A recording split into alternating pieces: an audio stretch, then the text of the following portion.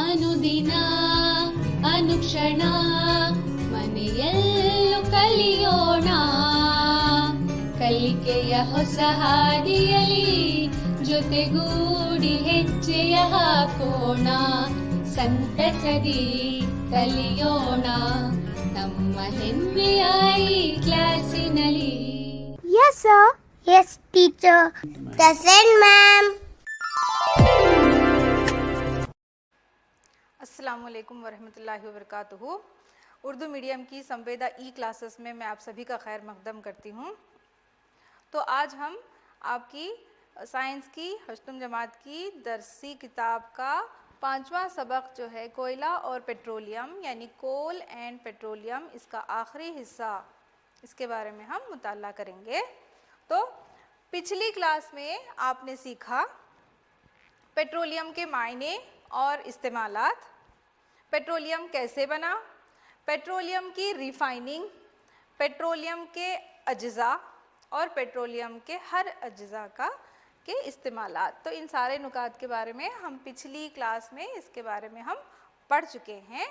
तो आज की क्लास में हम सीखेंगे कुदरती गैस यानी नेचुरल गैस। कुदरती गैस कैसे तश्कील पाती है, कुदरती गैस के इस्तेमालात क्या क्या हैं, कुदरती गैस के फ़ायदे और महदूद कुदरती वसाइल। तो इन सारे नुकात के बारे में आज हम आज की क्लास में मुताला करेंगे। तो सबसे पहले एक छोटा सा सवाल है आपके लिए, तो रकाजी ईंधन की मिसालें कौन सी हैं, यानी रकाजी ईंधन किसे कहते हैं, यानी मिसालें, उसकी सिर्फ मिसालें देनी है आपको यहाँ पर। तो जवाब है उसका कोयला, पेट्रोलियम और कुदरती गैस। तो ये कोयला, पेट्रोलियम और कुदरती गैस रकाजी ईंधन की मिसालें हैं। तो ये कोयला, पेट्रोलियम और कुदरती गैस को हम रकाजी ईंधन कहते हैं यानी फॉसिल फ्यूल्स कहते हैं। तो जैसा कि हम जानते हैं कि कोयला, पेट्रोलियम और फितरी गैस यानी कुदरती गैस यानी नेचुरल गैस, तो ये सारे रकाजी ईंधन की मिसालें हैं। तो आज हम पिछली क्लासों में पहली और दूसरी क्लास में हमने कोयला और पेट्रोलियम के बारे में हमने मुताला किया। तो आज की क्लास में हम कुदरती गैस के मुतालिक यहाँ पर मालूमात हासिल करेंगे।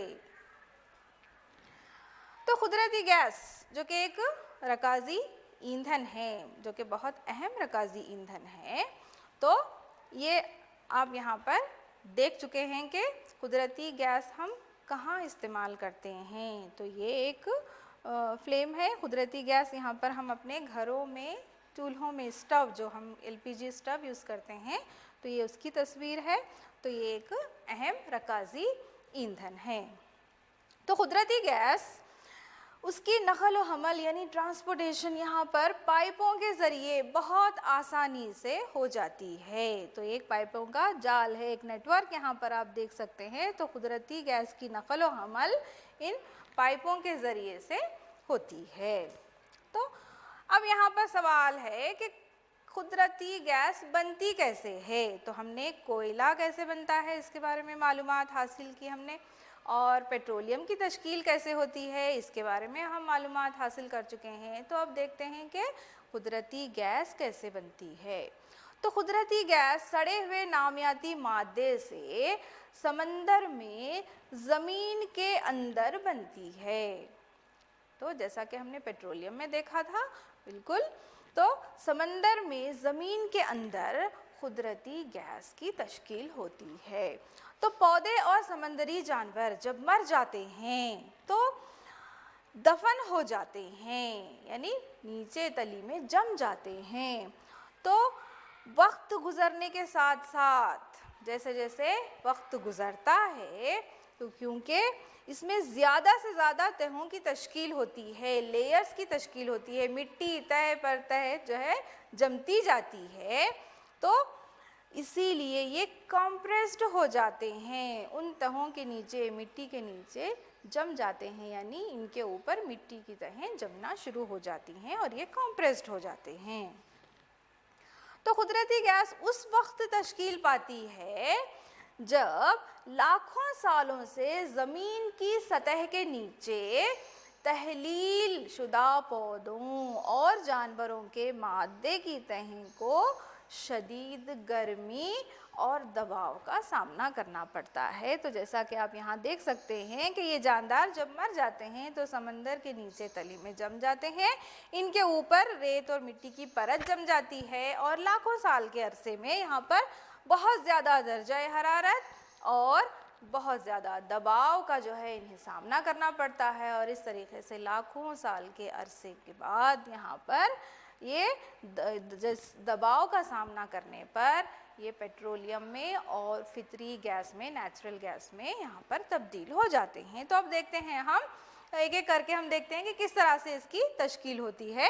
तो सबसे पहले यहाँ पर आप जैसा कि देख सकते हैं इस तस्वीर में एक समंदर की यहाँ पर तस्वीर है।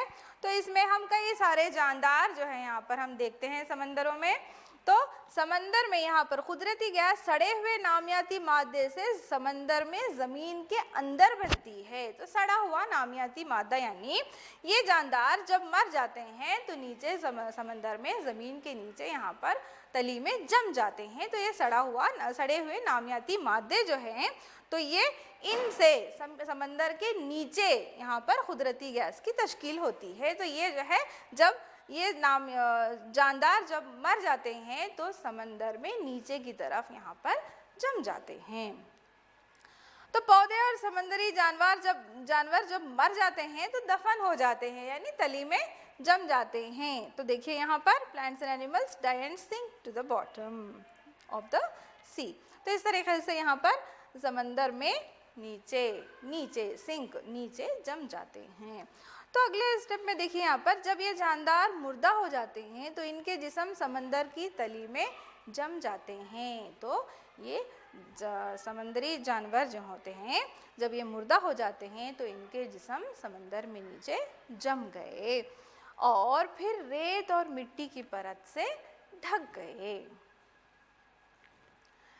तो वक्त गुजरने के साथ साथ इसमें ज़्यादा से ज़्यादा तहों की यानी लेयर्स की तश्कील होती गई, यानी मिट्टी की जो तहें हैं, रेत और मिट्टी की ये जो लेयर्स हैं वो ज़्यादा होती गईं। तो इसलिए ये कॉम्प्रेस्ड हो जाते हैं, दब जाते हैं नीचे। जब ये नामियाती मादा ज़्यादा दबाव में आता है यानी ज़्यादा प्रेशर में आता है तो ये हाइड्रोकार्बन में टूट जाते हैं और कुदरती गैस या तेल बन जाता है। तो इस तरह से ये पेट्रोलियम के साथ साथ कुदरती गैस की जो है यहाँ पर तश्कील होती है। जैसा कि हम कुदरती गैस की यहाँ पर बात कर रहे हैं तो इस तरह से कुदरती गैस की यहाँ पर तश्कील होती है। तो कुदरती गैस को ऊंचे दबाव पर कॉम्प्रेस्ड नेचुरल गैस यानी CNG की शक्ल में स्टोर किया जाता है। तो कुदरती गैस को किस तरह से स्टोर किया जाता है, यहाँ पर आप जैसा कि देख रहे हैं सिलेंडर्स उनके कॉम्प्रेस्ड नेचुरल गैस यानी CNG यानी कॉम्प्रेस्ड नेचुरल गैस। तो इसको यहाँ पर स्टोर करने का सबसे बेहतर तरीका क्या है कि इसे ऊंचे दबाव पर स्टोर किया जाता है। कॉम्प्रेस्ड नेचुरल गैस की शक्ल में से स्टोर किया जाता है कुदरती गैस को। तो कॉम्प्रेस्ड नेचुरल गैस का इस्तेमाल बिजली पैदा करने में किया जाता है। तो कॉम्प्रेस्ड नेचुरल गैस यानी CNG का इस्तेमाल बिजली पैदा करने के लिए, इलेक्ट्रिसिटी पैदा करने के लिए किया जाता है। तो कॉम्प्रेस्ड नेचुरल गैस यहाँ पर सबसे इसका बड़ा फ़ायदा ये है कि इसे घरों में और सनतों में बिल्कुल सीधे बराह रास्त जो है इसे जलाने के लिए इस्तेमाल किया जा सकता है। तो कॉम्प्रेस्ड यहाँ पर natural gas, compressed natural gas CNG, तो इसका सबसे बड़ा फ़ायदा है कि इसे घरों में और सनतों में यहाँ पर बराह रास्त ईंधन के तौर पर जलाने के लिए इस्तेमाल किया जाता है। तो कॉम्प्रेस्ड नेचुरल गैस का इस्तेमाल मोटर गाड़ियों में ईंधन के तौर पर किया जाता है। तो यहाँ पर देखिए आप मोटर गाड़ियों में ईंधन के तौर पर, फ्यूल के तौर पर कॉम्प्रेस्ड नेचुरल गैस को इस्तेमाल किया जाता है, जैसा कि आप यहाँ पर तस्वीर में देख सकते हैं। तो कॉम्प्रेस्ड नेचुरल गैस की सप्लाई पाइपों के ज़रिए से की जाती है। पिछली स्लाइड में भी आपने देखा कि ये आसानी से जो है इसकी नकल व हमल, इसकी सप्लाई पाइपों के ज़रिए से की जा सकती है। तो पाइपों का ऐसा जाल वडोदरा गुजरात में मौजूद है। तो हमारे हिंदुस्तान में पाइपों का, नेचुरल गैस के पाइपों का ये जो ऐसा जाल हमारे हिंदुस्तान में, गुजरात में, वडोदरा में मौजूद है। तो यहाँ पर देखिए, जैसा कि यहाँ पर आप देख सकते हैं, ये हमारे हिंदुस्तान का नक्शा है। तो यहाँ पर दिल्ली में कुछ इलाकों में भी ऐसे पाइपों का जाल मौजूद है। फितरी गैस के यानी नेचुरल गैस के जो जाल, पाइपों के जाल जो हैं वो दिल्ली में भी, हमारे हिंदुस्तान में दिल्ली में भी पाए जाते हैं। तो कुदरती गैस का इस्तेमाल कई कीमियाई अशिया बनाने में और फर्टिलाइज़र्स बनाने में इब्तिदाई मादों के तहत इन्हें इस्तेमाल किया जाता है। तो फर्टिलाइज़र्स में और कीमियाई अशिया बनाने में इब्तिदाई मादों के तौर पर यहाँ पर कुदरती गैस का इस्तेमाल होता है। तो अब हिंदुस्तान में कुदरती गैस के बहुत बड़े बड़े ज़खायर मौजूद हैं। तो कहाँ मौजूद हैं? तो ये आप नक्शा देखकर बताइए कि यहाँ पर देखिए, जैसा कि हम हमारे हिंदुस्तान का यहाँ पर नक्शा देख रहे हैं, तो यहाँ पर ये जो यहाँ पर नाम आपको नज़र आ रहे हैं, तो यहाँ पर कुदरती गैस के बहुत बड़े ज़खायर हिंदुस्तान में मौजूद हैं। तो चलिए अब हम आगे बढ़ते हैं। कुदरती गैस के इस्तेमालात के मुतालिक हम मालूमात हासिल करेंगे। तो सबसे पहले यहाँ पर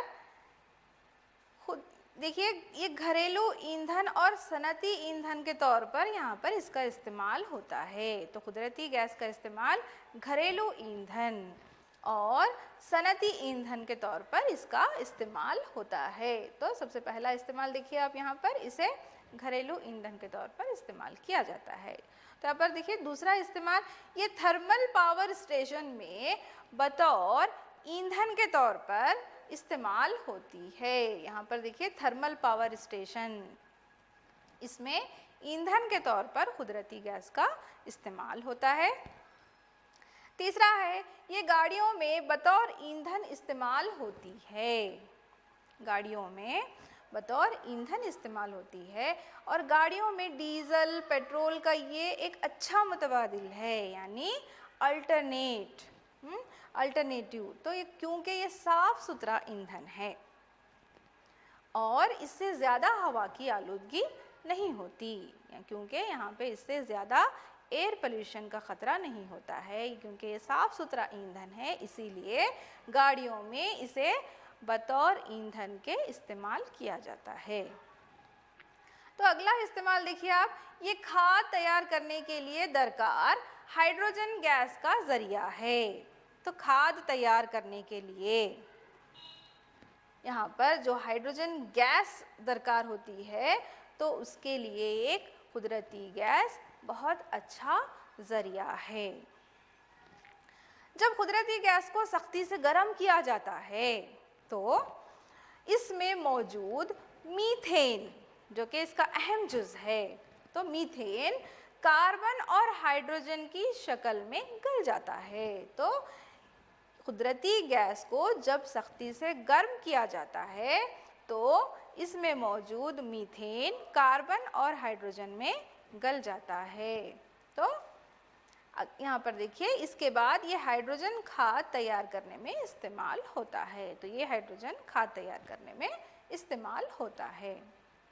तो अगला इस्तेमाल देखिए कुदरती गैस का, ये घरों और सनत में हरारती मकासद के लिए बराह रास्त इस्तेमाल किया जाता है। तो घरों में यहाँ पर और सनतों में हरारती मकासद के लिए बराह रास्त डायरेक्टली इसको इस्तेमाल कर सकते हैं। तो देखिए यहाँ पर घरों में और सनतों में इसे बराह रास्त हम ईंधन के तौर पर इस्तेमाल कर सकते हैं। तो अगला इस्तेमाल देखिए, इसकी घरों और फैक्ट्रियों को ज़ेरे ज़मीन पाइपों के नेटवर्क के ज़रिए आसानी से सप्लाई की जा सकती है और इससे इजाफी स्टोरेज और ट्रांसपोर्ट की ज़रूरत भी ख़त्म हो जाती है। तो कुदरती गैस देखिए यहाँ पर घरों और फैक्ट्रियों को ज़ेरे ज़मीन पाइपों के ज़रिए से इसकी सप्लाई की जा सकती है और इसीलिए इसकी इजाफी स्टोरेज और इजाफी ट्रांसपोर्ट की ज़रूरत जो होती है वो ख़त्म हो जाती है। तो यहाँ पर देखिए यहाँ ज़ेरे ज़मीन किस तरह से यहाँ पर गैस का यहाँ पर कनेक्शन दिया जाता है घरों में और सनतों में। तो अगला इस्तेमाल देखिए यहाँ पर, क्योंकि ये एक साफ सुथरा ईंधन है ये आसानी से जलती है। क्योंकि कुदरती गैस एक साफ सुथरा ईंधन है ये बहुत आसानी से जलती है और ये बगैर धुएं के शोले से जलती है और हवा की आलूदगी का सबब नहीं बनती है।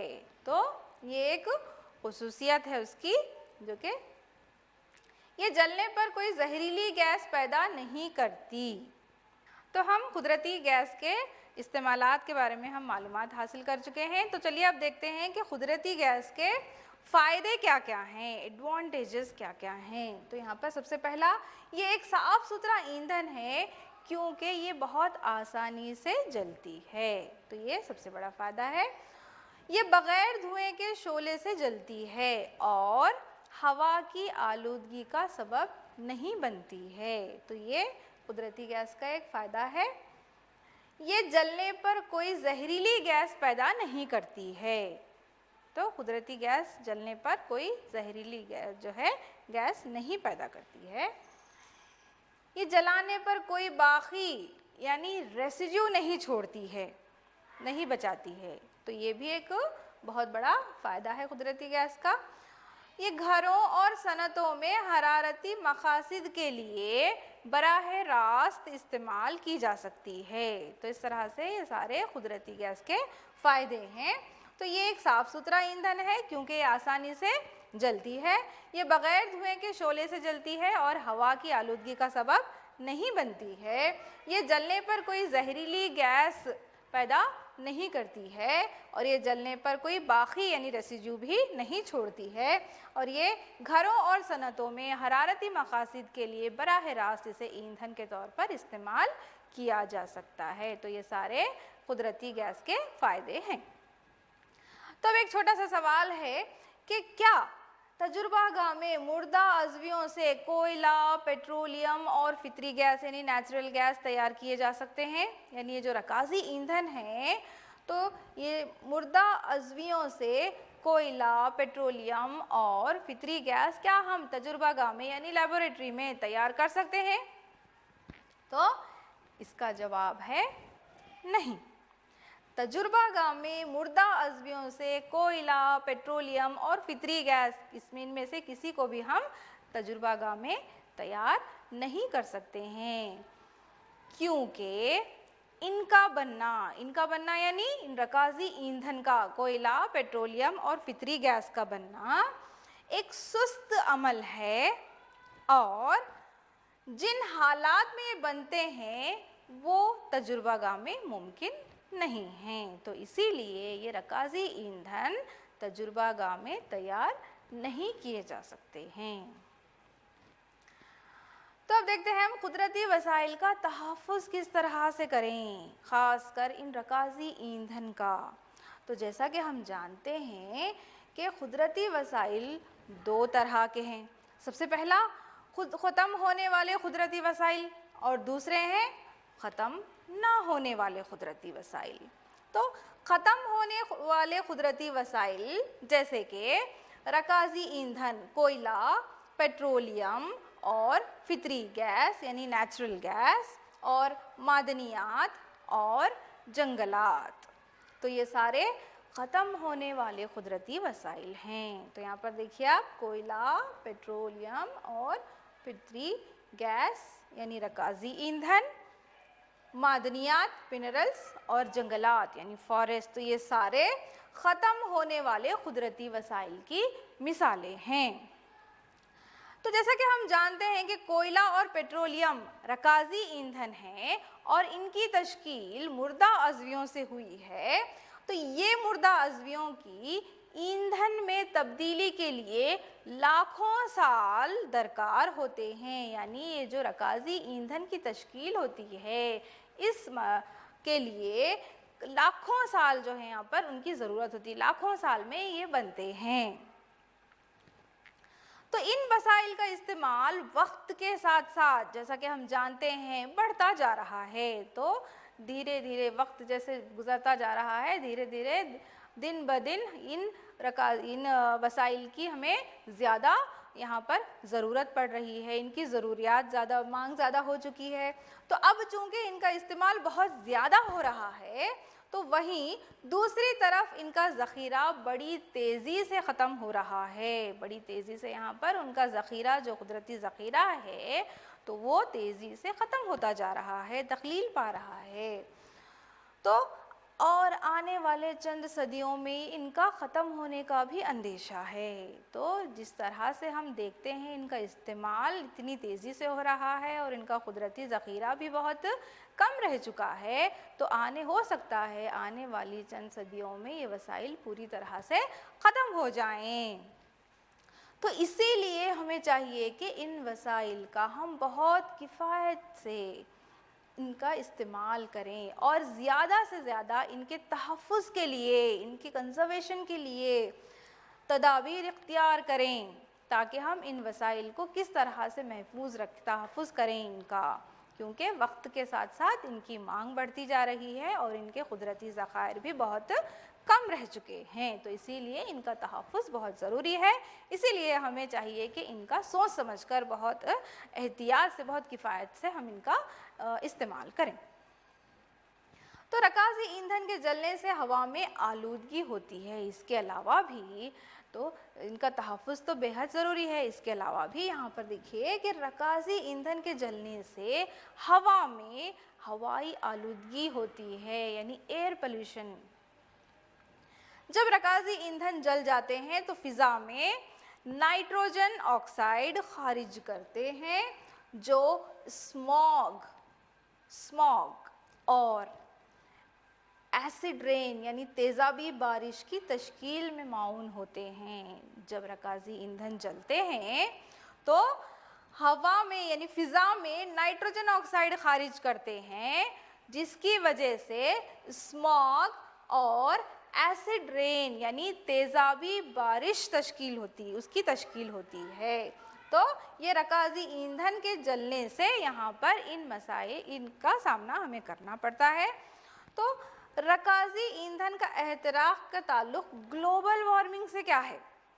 अब सबसे पहले ग्लोबल वार्मिंग क्या है? तो सबसे पहला तो रकाज़ी ईंधन को जलाने से नाइट्रोजन के ऑक्साइड्स फ़िज़ा में खारिज होते हैं, जिसकी वजह से तेज़ाबी बारिश और स्मॉग ये मसले आते हैं। उसके अलावा ग्लोबल वार्मिंग, तो ग्लोबल वार्मिंग क्या है? तो ग्लोबल वार्मिंग मतलब ज़मीन की फ़िज़ा और समंदरों का औसत दर्जे हरारत में इजाफ़ा होने को हम ग्लोबल वार्मिंग कहते हैं। तो ज़मीन की फ़िज़ा और समंदर का दोनों का औसत दर्जा हरारत जब इजाफ़ा यानी उसमें ज़्यादती होती है, तो इसे हम ग्लोबल वार्मिंग कहते हैं। तो यहाँ पर ज़मीन की फ़िज़ा और समंदरों के औसत दर्जा हरारत में इजाफ़ा, इसको हम ग्लोबल वार्मिंग कहते हैं।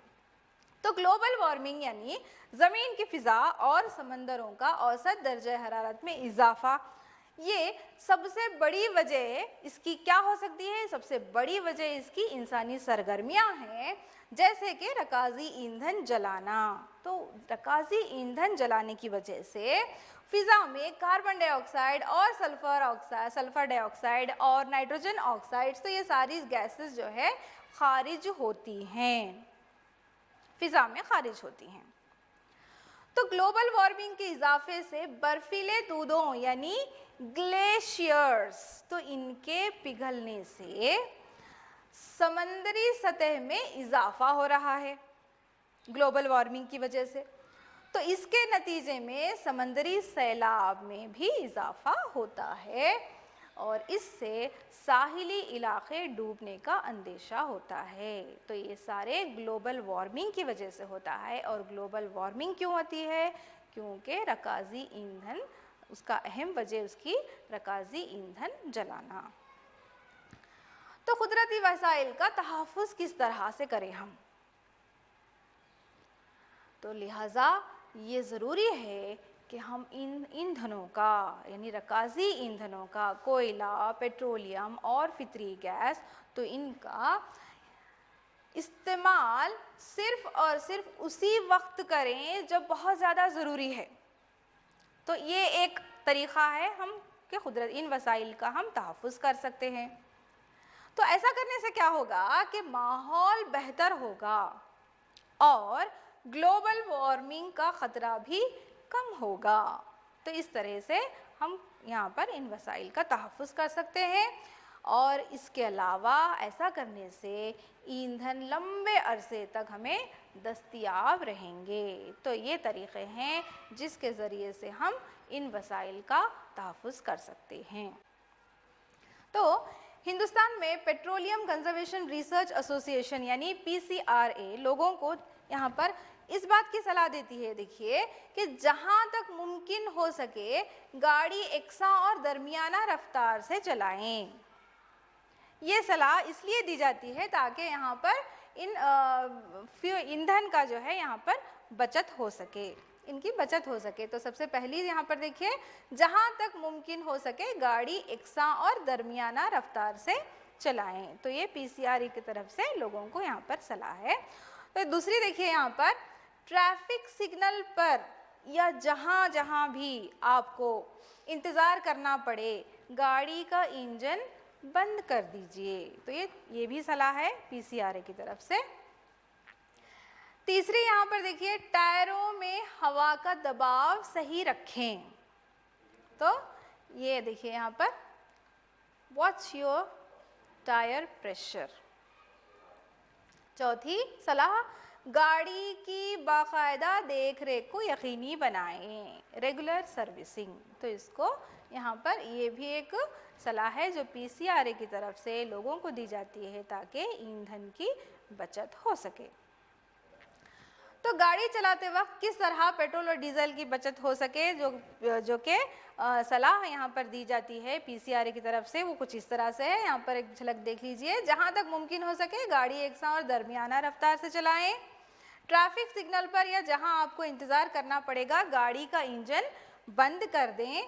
टायरों में हवा का दबाव सही रखें और गाड़ी की बाकायदा देखरेख को यकीनी बनाएं। तो इस तरह से हमने आज की क्लास में सीखा कुदरती गैस, यहाँ पर उसकी तश्कील कैसे हुई, कुदरती गैस के इस्तेमालात क्या क्या हैं, कुदरती गैस के फ़ायदे क्या क्या हैं और महदूद कुदरती वसाइल का तहफ़्फ़ुज़। तो इन सारे नुकात के बारे में हम आज की क्लास में पढ़ चुके हैं। तो चलिए यहाँ पर कुछ सवालात हो जाएं। तो सबसे पहला सवाल है, कुदरती गैस को कौन सी शक्ल में स्टोर किया जाता है? तो आपके ऑप्शंस कुछ इस तरह से हैं, कम natural gas, compressed natural gas, compressed normal gas, इनमें से कोई नहीं। तो कुदरती गैस को किस शक्ल में यहाँ पर स्टोर किया जाता है? तो सही जवाब है CNG यानी कंप्रेस्ड नेचुरल गैस। कुदरती गैस को ऊंचे दबाव पर कंप्रेस्ड नेचुरल गैस की शक्ल में स्टोर किया जाता है। तो चलिए आगे बढ़ते हैं दूसरे सवाल की तरफ। इनमें से कुदरती गैस के इस्तेमालात कौन से हैं? देखिए यहाँ पर सबसे पहला, घरों और सनतों में ईंधन के तौर पर इस्तेमाल करते हैं, कीमियाई अशिया और फर्टिलाइज़र बनाने में इब्तिदाई मादे के तौर पर इसे इस्तेमाल किया जाता है, गाड़ियों में ईंधन के तौर पर इस्तेमाल किया जा सकता है, या फिर इनमें से सभी। तो इनमें से कुदरती गैस के इस्तेमालात कौन से हैं ये बताना है आपको। तो सही जवाब है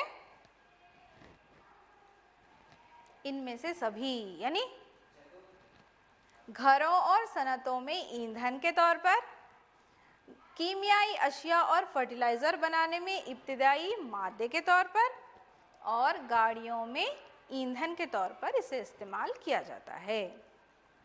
तो चलिए देखते हैं अगला सवाल। हमारे मुल्क हिंदुस्तान में कुदरती गैस कहाँ पाई जाती है? तो पहला ऑप्शन त्रिपुरा, राजस्थान, महाराष्ट्र और नीज कृष्णा और गोदावरी डेल्टा, या फिर इनमें से सभी। तो हिंदुस्तान में कुदरती गैस कहाँ पाई जाती है? तो इसका सही जवाब है इनमें से सभी, यानी त्रिपुरा, राजस्थान, महाराष्ट्र और नीज कृष्णा और गोदावरी डेल्टा। तो इनमें से सभी हिंदुस्तान में यहाँ पर मौजूद है। तो अगला सवाल, रकाजी ईंधन के जलने से होने वाले मसाइल कौन से हैं? तो रकाजी ईंधन के जलने से होने वाले मसाइल, पहला है हवा में आलूदगी, ग्लोबल वार्मिंग, ए और बी, यानी हवा में आलूदगी और ग्लोबल वार्मिंग, या फिर कोई नहीं। तो सही जवाब है ए और बी। तो ए क्या था? हवा में आलूदगी, और बी यानी ग्लोबल वार्मिंग। तो चलिए आगे बढ़ते हैं अगले सवाल की तरफ। हिंदुस्तान में पेट्रोलियम कंजर्वेशन रिसर्च एसोसिएशन लोगों को गाड़ी चलाते वक्त किस तरह की सलाह देते हैं? तो सबसे पहला, गाड़ी एकसां और दरमियाना रफ्तार से चलाएं, या टायरों में हवा का दबाव सही रखें, या गाड़ी की बाकायदा देखरेख को यकीनी बनाएं, या फिर इनमें से सभी। तो किस बात की सलाह दी जाती है यहाँ पर? देखिए सही जवाब है इनमें से सभी, यानी गाड़ी एकसां और दरमियाना रफ्तार से चलाएं, टायरों में हवा का दबाव सही रखें और गाड़ी की बाकायदा देख रेख को यकीनी बनाएं।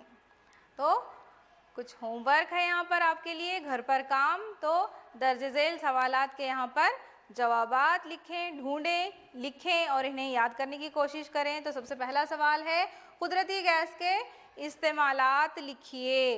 कुदरती गैस के इस्तेमालात क्या क्या हैं? लिखिए। CNG यानी CNG की तौसी शक्ल क्या है? लिखिए। तो ये जो है आपका दूसरा सवाल है, फुल फॉर्म ऑफ CNG। तीसरा सवाल, कुदरती गैस कैसे बनती है? लिखिए। तो कुदरती गैस की तश्कील कैसे होती है वो आपको लिखना है। चौथा सवाल, हमारे मुल्क हिंदुस्तान में कुदरती गैस कहाँ कहाँ पाई जाती है? लिखिए। तो ये आपका चौथा सवाल है। और आखिरी सवाल, ग्लोबल वार्मिंग किसे कहते हैं और इसकी वजूहात क्या हैं? लिखिए। तो ये सारे सवालात आपको यहाँ पर इनके जवाब ढूंढने हैं और लिखने हैं। उम्मीद करती हूँ आप लिखेंगे।